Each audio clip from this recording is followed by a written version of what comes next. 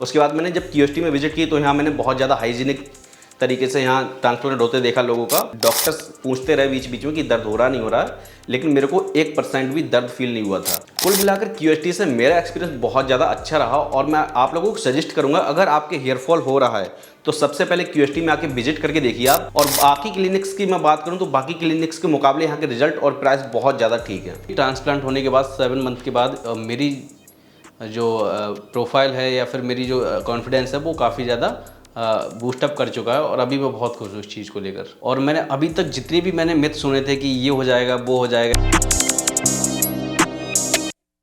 So guys, मेरा नाम सुनील कुमार है और मेरी एज 25 है और मैं बदायूं से आया हूँ। यूपी से बिलोंग करता है बदायूं, और मेरी ये सेकंड पीआरपी है। अभी 3 महीने पहले मैंने ट्रांसप्लांट कराया था 26 फेब में, और मेरा रिजल्ट अभी शेडिंग फेज चल रहा था तो अभी मेरे को नहीं मालूम पड़ रहा है, लेकिन 2-3 महीने बाद मेरे को बताया जा रहा है कि रिजल्ट अच्छा मालूम होगा। तो अब से 3 साल पहले मेरे बाल एकदम नेचुरल काफ़ी अच्छे थे, लेकिन 3 साल पहले मेरा हेयर फॉल शुरू हुआ था, जो मेरे सामने से साइडों से शुरू हो गया था और काफ़ी ज़्यादा ये लीक बन चुकी थी यहाँ पे।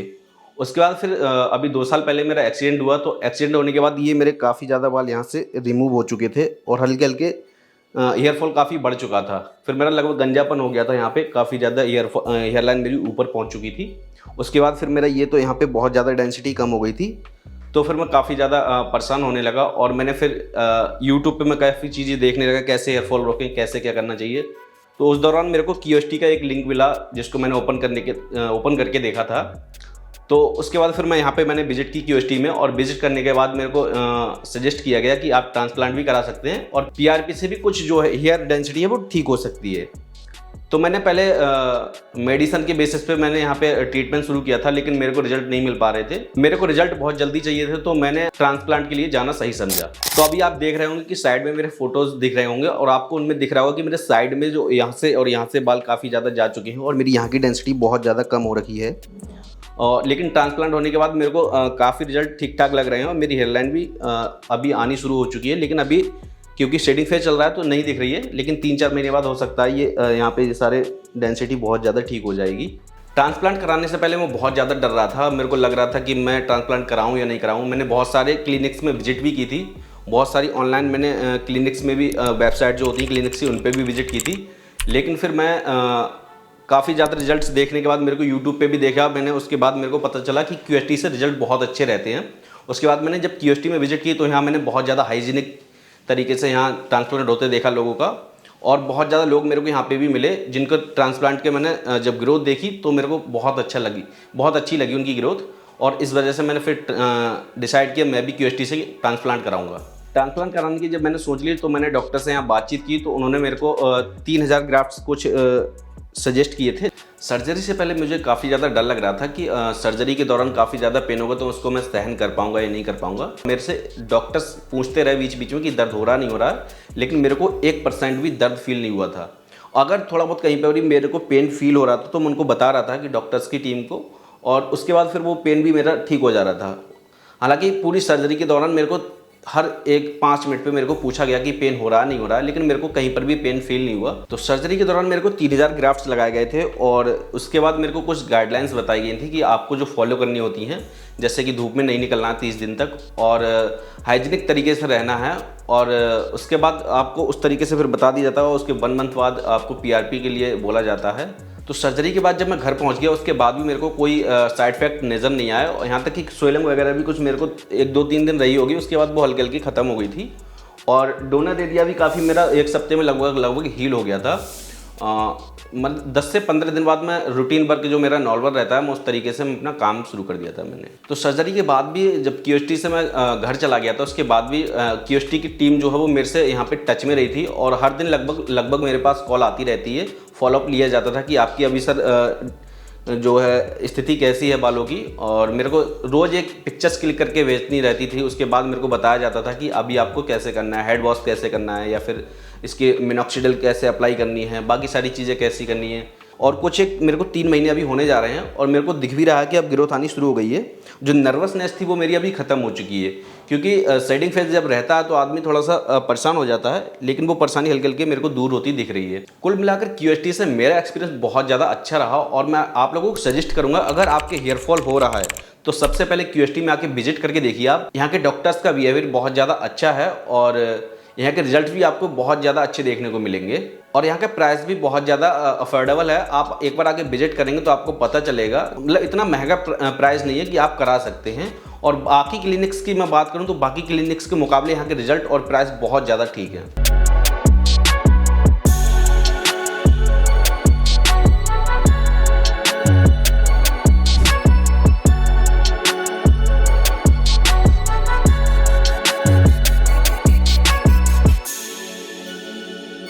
मेरा अभी जो हेयर ट्रांसप्लांट का रिजल्ट है वो 7 मंथ हो चुके हैं। उसके बाद मेरा रिजल्ट कुछ ऐसा है जिससे मैं काफ़ी सेटिस्फाइड हूँ। सो जैसा कि मैंने बताया कि मेरे हेयर ट्रांसप्लांट को 7 महीने हो चुके हैं और इससे पहले मेरा डेंसिटी मेरे सर की बहुत ज़्यादा बालों की कम थी, तो मेरी प्रोफाइल बहुत ख़राब आती थी और मेरा लुक भी बहुत ख़राब रहता था, जिसकी वजह से मैं थोड़ा सा निराश रहता था। लेकिन अभी ट्रांसप्लांट होने के बाद 7 मंथ के बाद मेरी जो प्रोफाइल है या फिर मेरी जो कॉन्फिडेंस है वो काफ़ी ज़्यादा बूस्टअप कर चुका है और अभी मैं बहुत खुश हूँ इस चीज़ को लेकर। ये एक प्रॉपर उपाय है, वरना अगर पैच अप कराते हैं या फिर कुछ और कराते हैं तो उसमें काफ़ी ज़्यादा मेंटेनेंस वगैरह बहुत सारी चीज़ें रहती हैं जो मुझे पसंद नहीं है। मेरे पास इतना टाइम भी नहीं था जो मैं इन सब चीज़ों में बार बार करा सकूँ, तो मैंने फिर एक ही बार में प्रॉपर उपाय इसका ट्रांसप्लांट कराने की सोचा। और फिर ट्रांसप्लांट के लिए भी मैं काफ़ी ज़्यादा परेशान हो रहा था मुझे, क्योंकि पहली बार ऐसा हो रहा था मेरे साथ और मुझे काफ़ी डर लग रहा था इस चीज़ को लेकर। और जैसा कि बाकी लोग डरते भी हैं, तो मैंने भी बहुत सारी रिसर्च की, बहुत सारे क्लिनिक्स देखे, विजिट भी की। लेकिन फिर मैंने यूट्यूब पर QST का वीडियो देखा एक, और QST क्लिनिक का वीडियो देखने के बाद फिर मैं यहाँ पर आया और मैंने विजिट की। और जब मेरा ट्रांसप्लांट हुआ तो उस दौरान मेरे को पता भी नहीं चला कि ना ही दर्द हुआ, ना मेरे को पता चला कि ट्रांसप्लांट कब हो गया, और बहुत अच्छा प्रोसेस रहा। मुझे इस चीज़ का भी डर था कि अगर मैंने ट्रांसप्लांट करा और सक्सेसफुल नहीं हुआ तो मेरा जो ग्रोथ है वो होगी नहीं, तो उसके बाद फिर मेरा और भी गंजापन आ जाएगा। तो मैं वही सोच रहा था कि डोनर एरिया से भी मेरी जो डेंसिटी कम हो जाएगी, तो मैं बहुत ज़्यादा परेशान हो रहा था। हालांकि फिर होने के बाद मैं काफ़ी सेटिस्फाइड हूँ और मेरा डर खत्म हो गया फिर। और मैंने अभी तक जितनी भी मैंने मिथ सुने थे कि ये हो जाएगा, वो हो जाएगा, या फिर ऐसा साइड इफेक्ट हो सकता है, वैसा हो सकता है, मेरे साथ ऐसा कुछ भी नहीं हुआ।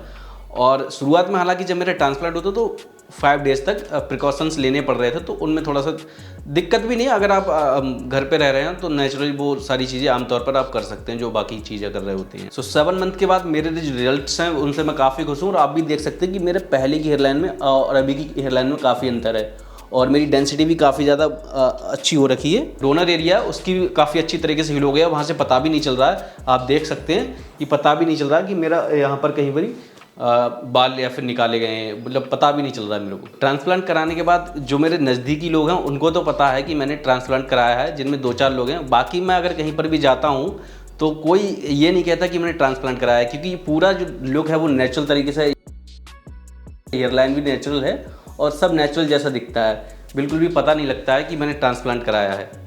सो ओवरऑल मैं QST से बहुत ज़्यादा खुश हूँ और अपने ट्रांसप्लांट को लेके भी खुश हूँ। जो मेरे रिजल्ट्स हैं उनको लेकर भी खुश हूँ। अगर आपका भी हेयर लॉस हो रहा है या फिर हेयर फॉल हो रहा है तो निश्चिंत रहिए, और अगर आपको लग रहा है कि आपकी हेयरलाइन थोड़ा सा अप जा रही है तो आप ट्रांसप्लांट निश्चिंत होकर करा सकते हैं। या फिर अगर आपको लगता है आपकी डेंसिटी कम हो रही है, काफ़ी ज़्यादा हेयर फॉल हो रहा है, तो आप एक बार QST क्लिनिक में विजिट कीजिए और यहाँ PRP लेकर देखिए। अगर PRP से नहीं हो पाता तो फिर उसके बाद आप ट्रांसप्लांट कराइए निश्चिंत होकर। ट्रांसप्लांट कराने से पहले अगर आपको कोई डर है तो आप QST क्लिनिक में आइए, विजिट कीजिए और डॉक्टर से कंसल्ट कीजिए।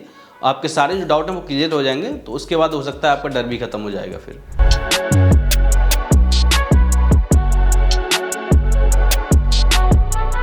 Hello friends, if you have not subscribed to our channel yet, please like this video, share and subscribe to our channel, and don't forget to hit the bell icon so that you will get update on every video.